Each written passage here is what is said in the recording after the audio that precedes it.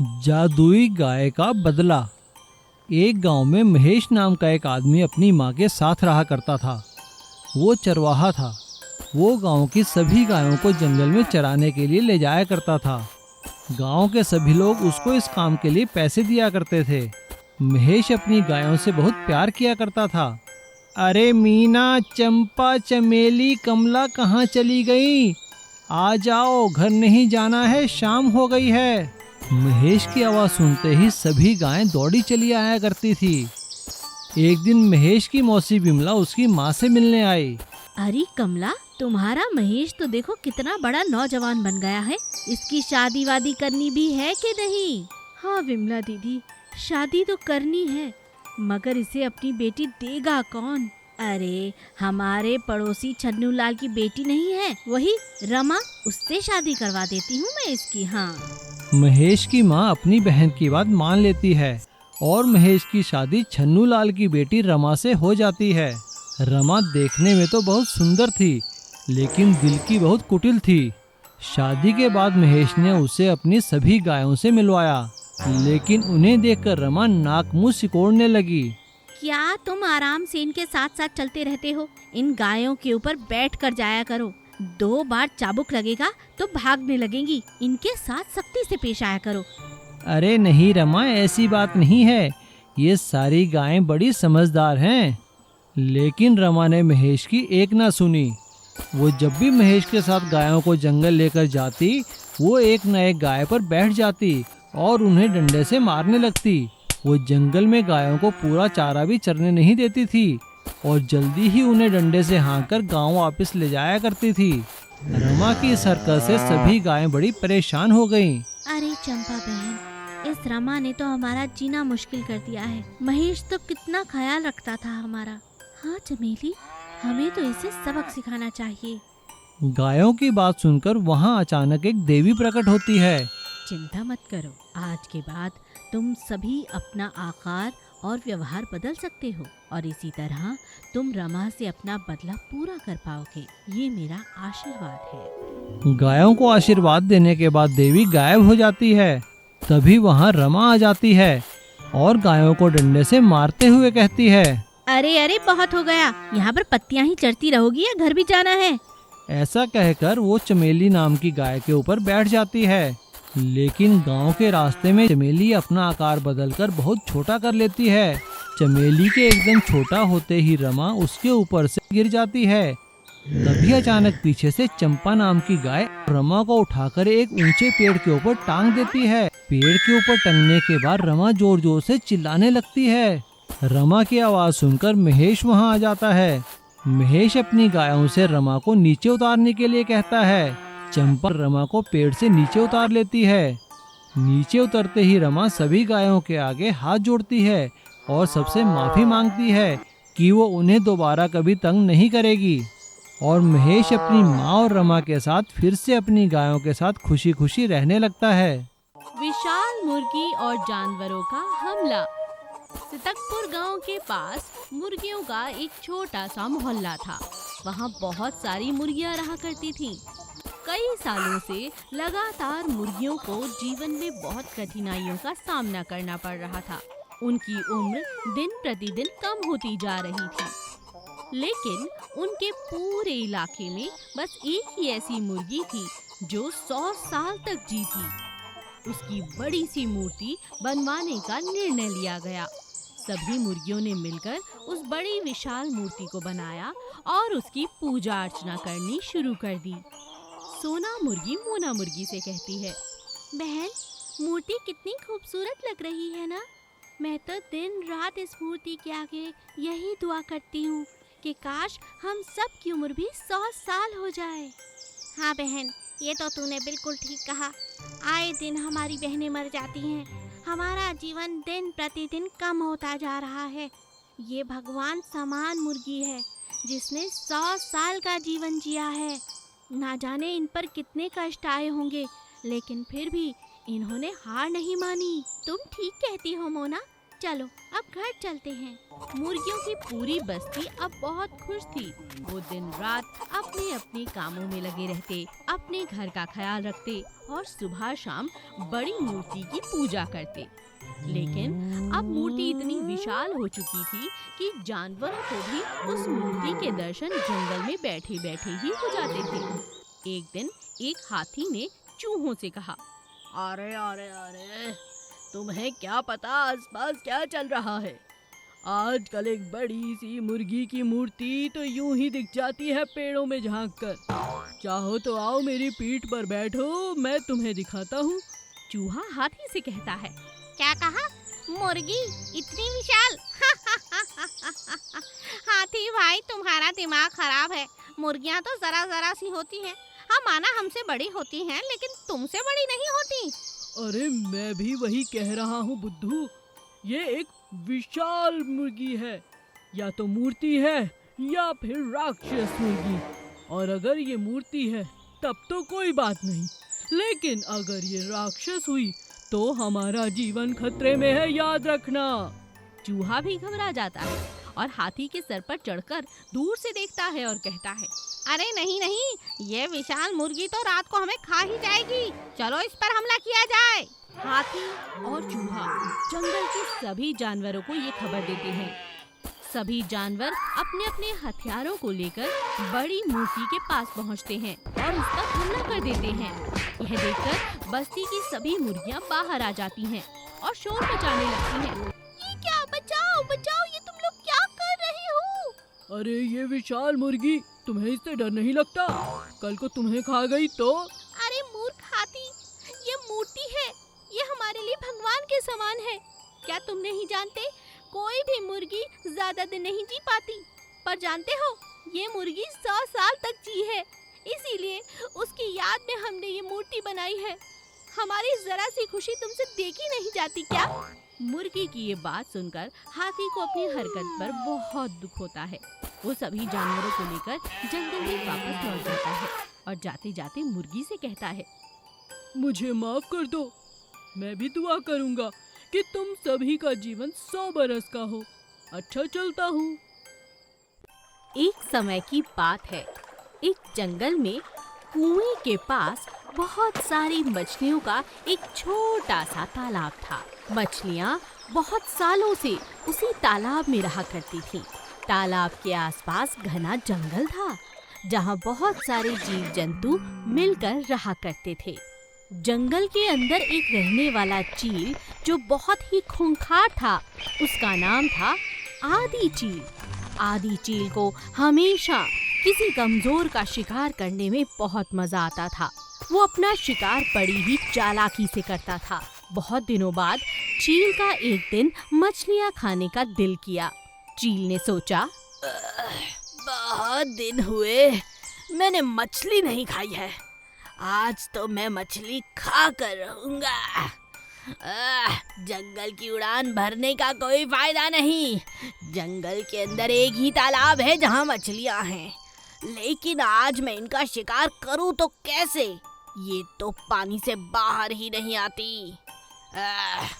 कोई ना कोई जुगाड़ तो लगानी होगी। चील बहुत सोचता है और सोच समझकर पास ही रहने वाले बंदर को अपना शिकार बनाता है। वो बंदर से कहता है, बंदर भाई कैसे हो? बंदर कहता है, मैं बहुत बढ़िया। आप कैसे हैं? मैं आपकी क्या मदद कर सकता हूँ? आज आप मेरे घर कैसे आए? क्या कहूँ भाई, बहुत दिनों से मछली नहीं खाई है और मछली खाने का बहुत दिल कर रहा है। क्या इसी तरह कुछ और खाने का तुम्हारा जी नहीं करता? बंदर कहता है, हाँ, बहुत दिनों से केले नहीं खाए। तुम तो जानते हो जंगल में केलों के बिल्कुल पेड़ नहीं है। पास के जंगल में है, मगर इतनी दूर मैं कैसे जाऊं? बहुत दूर हो जाता है, आते आते अंधेरा हो जाता है। अरे तुम इतनी चिंता क्यों करते हो? बहुत आसान है। आज शाम को आते हुए मैं तुम्हारे लिए केले ले आऊंगा। लंबी उड़ान भरना मेरे लिए कोई बड़ी बात नहीं, मगर उसके बदले तुम्हें मेरा एक काम करना होगा। क्या कहा? तुम मेरे लिए केले लाओगे? मेरे पूरे परिवार के लिए ला दोगे? तो बताओ क्या करना है मुझे? चील बंदर को उल्लू बनाते हुए कहता है, अरे बड़ा आसान है, तुम जरा तालाब के पास जाकर मछलियों को बातों पे लगाना और मैं उन्हें खा लूंगा।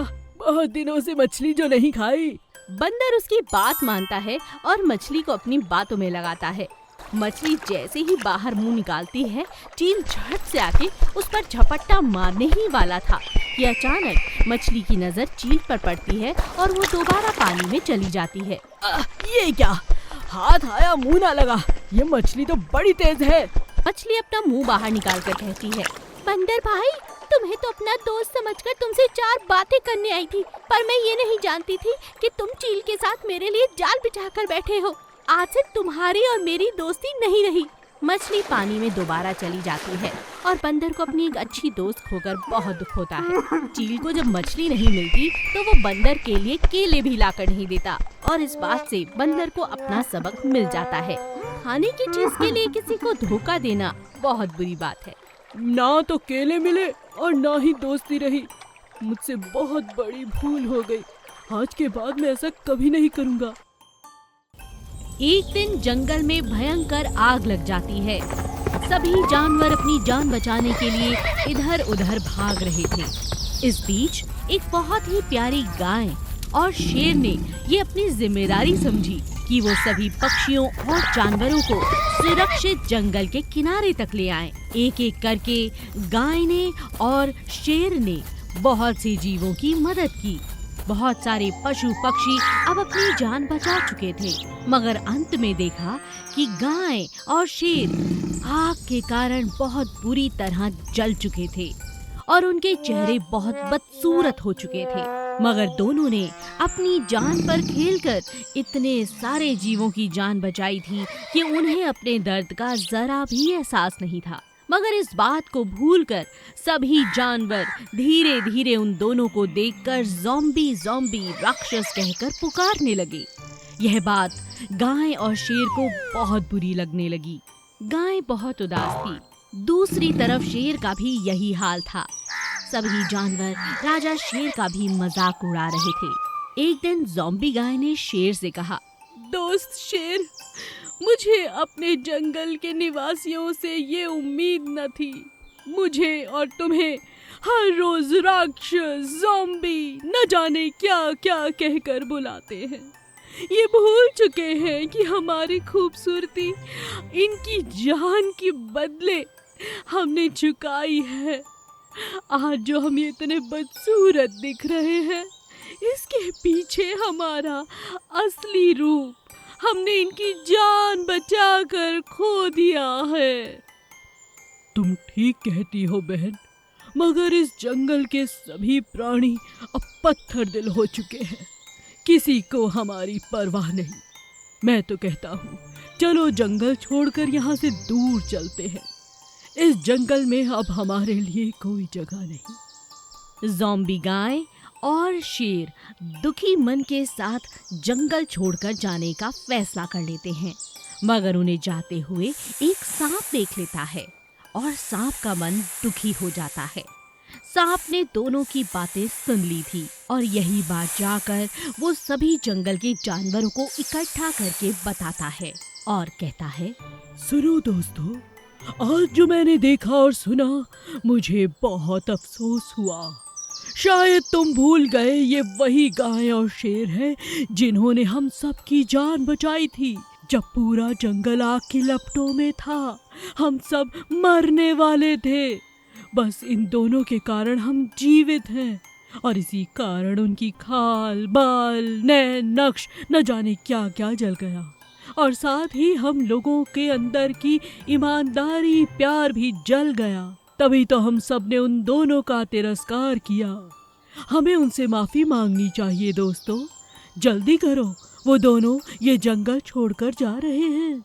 सभी जानवरों को अपनी हरकतों पर बहुत दुख होता है।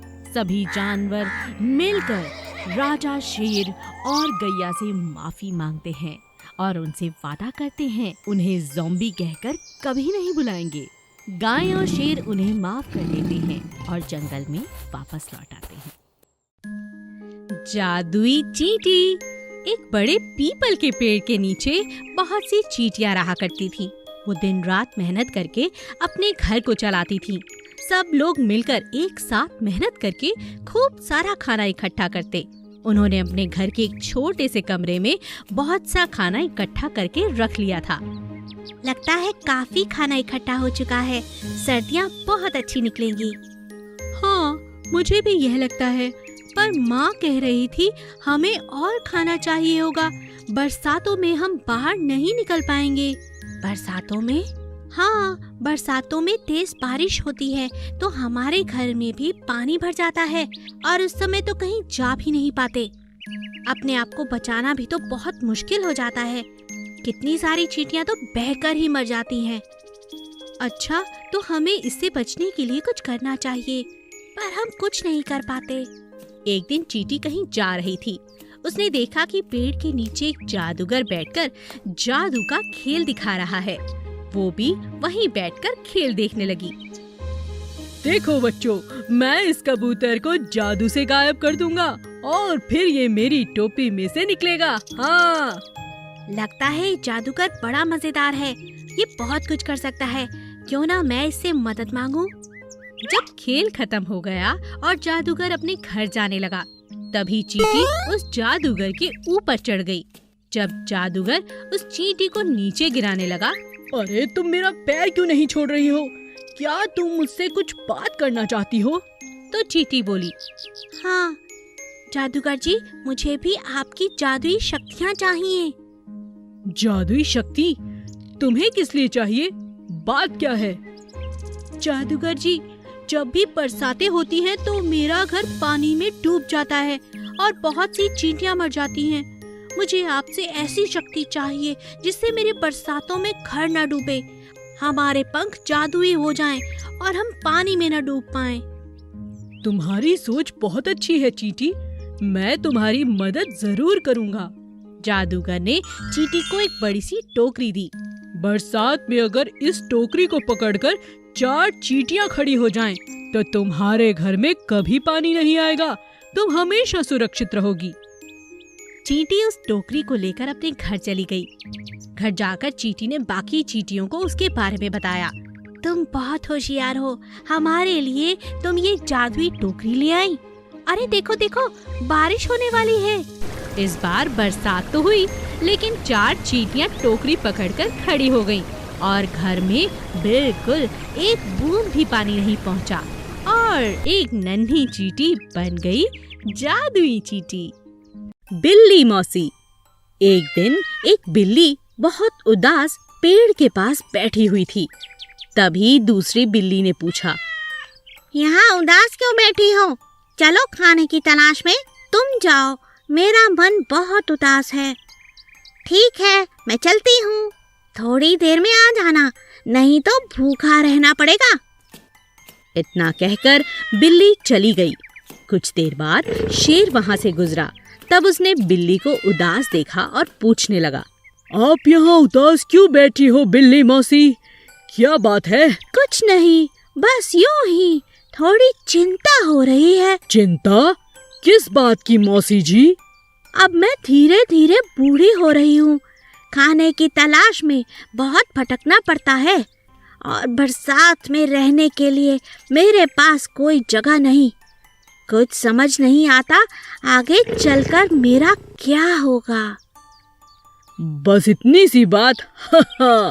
बिल्कुल चिंता मत करो, आप चाहो तो इस बरसात में मेरे साथ रह सकती हो और खाना तो हम मिलजुल कर खा ही सकते हैं। बस हाँ, मैं दूध नहीं पीता। तुम्हारा बहुत बहुत धन्यवाद, तुम तो जंगल के राजा हो। तुम्हें मेरी इतनी चिंता है कि तुम मुझे अपने घर और अपने खाने का हिस्सा देना चाहते हो। नहीं नहीं, मैं तुम पर बोझ नहीं बन सकती, ये गलत है। हम जंगल के जानवर हैं, हमें अपना सारा काम खुद ही करना चाहिए। तुमने मेरे लिए इतना सोचा, यही बहुत है बेटा। बिल्ली उठी और खाने की तलाश में जाने लगी। तभी अचानक बारिश होने लगी। चलो चलो मेरे साथ, जल्दी करो। शेर बिल्ली को लेकर अपनी गुफा में चला गया और बिल्ली से कहने लगा, मौसी हो आप मेरी। जंगल के सभी जानवर मुझे बहुत प्यार देते हैं, लेकिन आप सबसे अलग हो, क्योंकि आप मेरी मौसी जो हो, माँ जैसी होती है मौसी। आज से आप मेरे साथ ही रहोगी मौसी, आपको नहीं जाने दूंगा। बिल्ली बहुत खुश थी। उसकी चिंता अब खत्म हो चुकी थी और राजा होते हुए शेर का उसके लिए प्रेम भी तो अनमोल हो गया था। तोते के अंडे।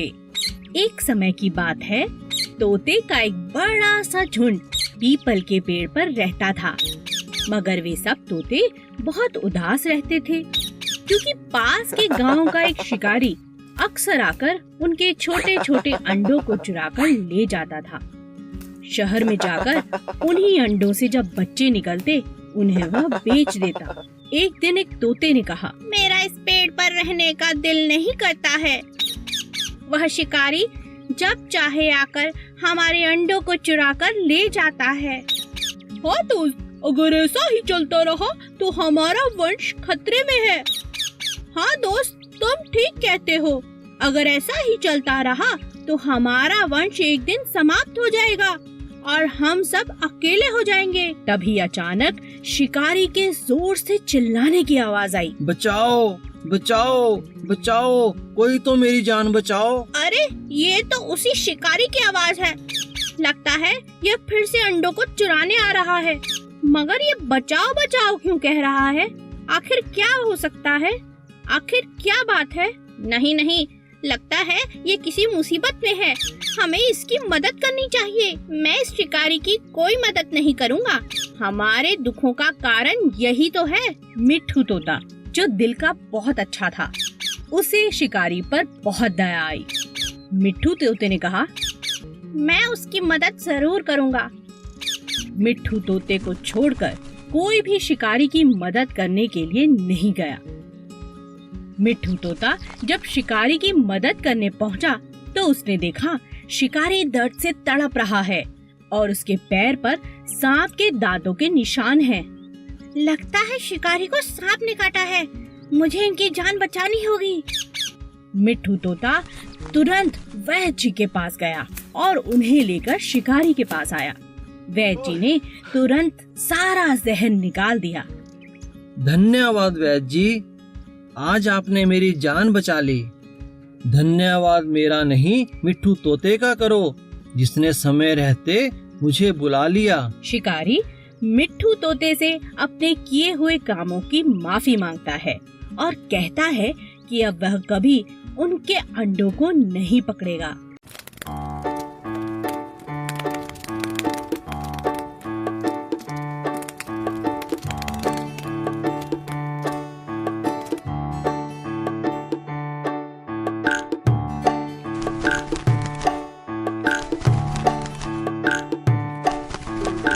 तितली उड़ी उड़ ना सकी, तितली उड़ी उड़ ना सकी, बस में चढ़ी सीट ना मिली, बस में चढ़ी सीट ना मिली, सीट ना मिली।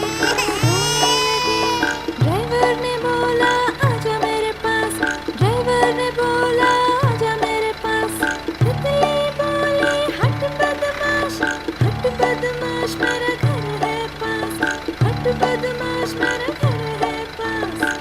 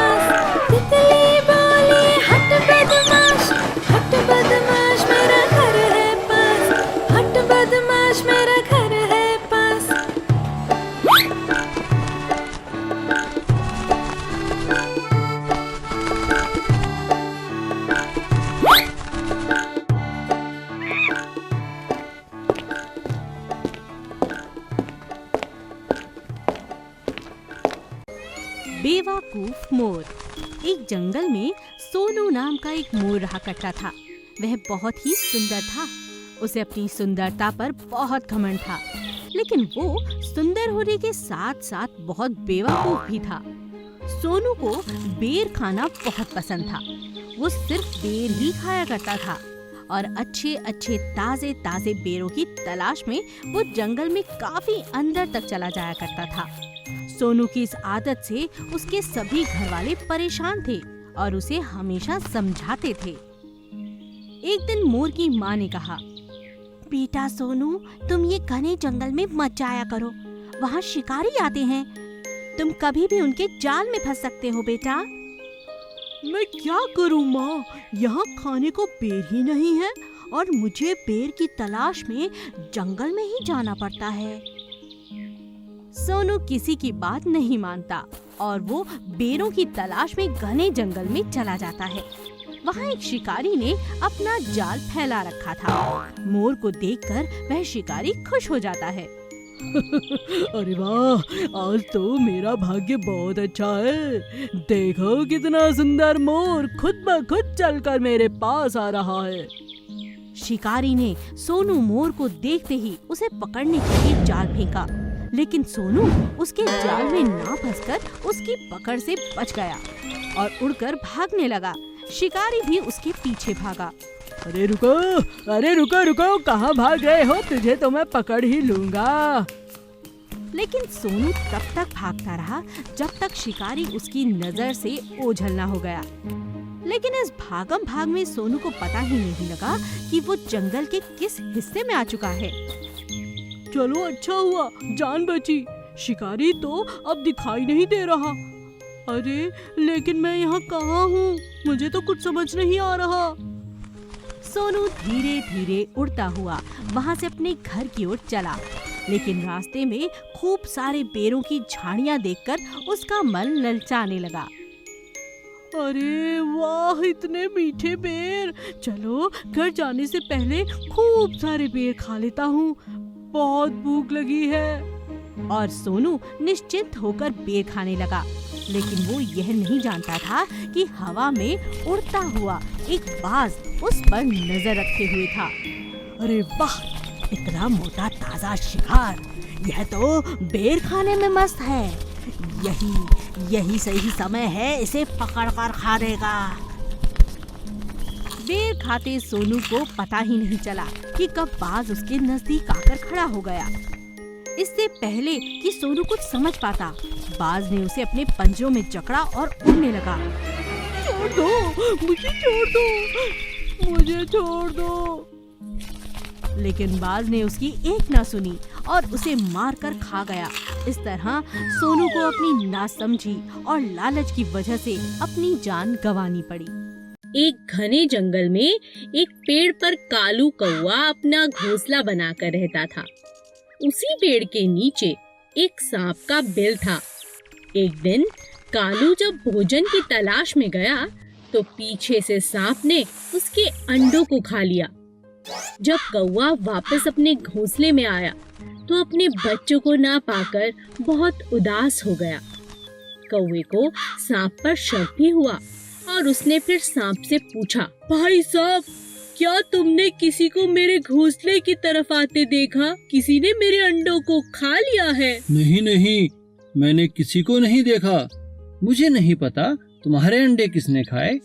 कुछ समय बाद फिर से ऐसा ही हुआ, पर इस बार कौवे ने सांप को अपने अंडे खाते हुए पकड़ लिया। अच्छा, अब समझ आया, तुम ही मेरे अंडों को खा जाते हो। मुझे तुम पर पहले ही शक था। तुम्हारी इतनी हिम्मत कैसे हुई? मेरे अंडों को खा गए। मुझे भूख लगी थी, इसीलिए मैंने तुम्हारे अंडों को खा लिया। तुम मेरा कुछ नहीं बिगाड़ सकते। इतना कहकर सांप अपने बिल में चला गया। कालू बहुत उदास हो गया और उसने सांप से बदला लेने की सोची। फिर वह उड़ता हुआ राजा के महल की तरफ चला गया। तभी उसकी नजर महारानी पर पड़ी, जो तालाब में स्नान कर रही थी। महारानी के कीमती जेवर तालाब के किनारे पड़े थे, जिनकी निगरानी उनके सिपाही कर रहे थे। कालू कौवे को एक उपाय सूझा। वह एक लंबा सा हार अपनी चोंच में फंसाकर उड़ने लगा। सभी सैनिक कौवे का पीछा करने लगे। कालू ने चालाकी से उस हार को सांप के बिल में डाल दिया। जब सैनिकों ने बिल में डंडा मारा, तब बाहर निकला सांप, जिसके गले में महारानी का हार था। सैनिकों ने पीट पीट कर सांप को जान से मार दिया और हार ले लिया। इसी तरह कालू कौवे ने सांप से अपना बदला ले लिया।